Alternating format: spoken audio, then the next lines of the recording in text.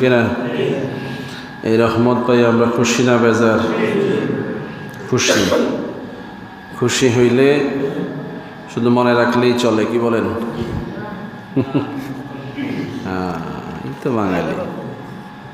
খুশি হইলে গোপন রাখতে হয়, আর বেজার হইলে জোরে কইতে হয়, নাকি? হ্যাঁ,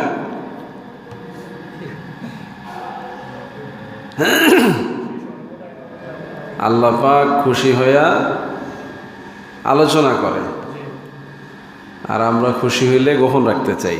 কিছু মানুষ আছে না এমন, যারা আমরা খুশি প্রকাশ করি এরা আমাদের উপরে রাগ। এত খুশির কি আছে? কথা বুঝতেছে? রাসূলুল্লাহর উপরে দুরূদ সালাম পড়বেন খুশি হইয়া না বেজার হইয়া? খুশি হয়ে পড়বেন, আনন্দের সহিত পড়বেন, চেহারা উজ্জ্বল করে হাসি হাসি মুখে পড়বেন। এমনভাবে পড়বেন না যে মনে হয় আপনারা জোর করে পড়াইতেছি। চেহারা দেখলে মনে হয় আপনি তিতা ওষুধ গিলতেছেন, তাইলে তো আর হবে না। হবে? আমার কথা বুঝতেছেন? সব কিছুরই একটা আদত আছে না? রাসূলুল্লাহ সাল্লাল্লাহু আলাইহি ওয়াসাল্লাম রওজা শরীফ থেকে যখন উম্মত দুরূদ সালাম পড়ে তখন তার চেহারা দেখে।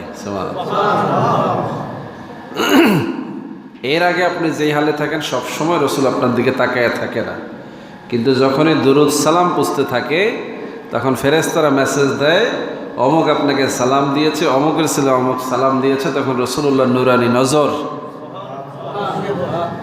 বুঝতে পেরেছেন? আমরাও সমাজে হাঁটি, রাস্তা দিয়ে যাই, চতুর্পাশে তাকাই না, সবার নজর চেহারার দিকে পড়ে না, কিন্তু যখন কেউ ডাক দেয় তখন কি করি? বিশেষভাবে খেয়াল করি না?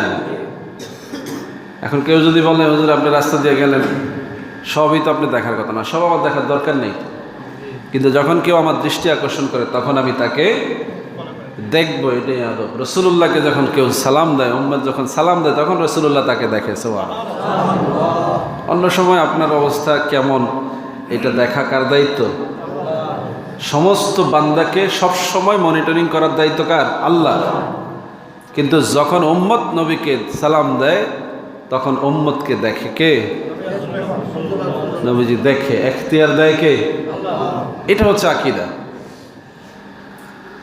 অনেকে ভুল বুঝে, আমরা হাজির নাজির বললে অনেকে বুঝতে পারে না। হাজির নাজিরের মানে হচ্ছে যখন আমি তাকাই তখন আমি দেখি, এটা নাজির। যখন আমি উপস্থিত থাকি তখন আমি হাজির। আর আল্লাহ রাব্বুল আলামিন হাজির নাজির দায়, মানে উনি সব সময় দেখেন, সব সময়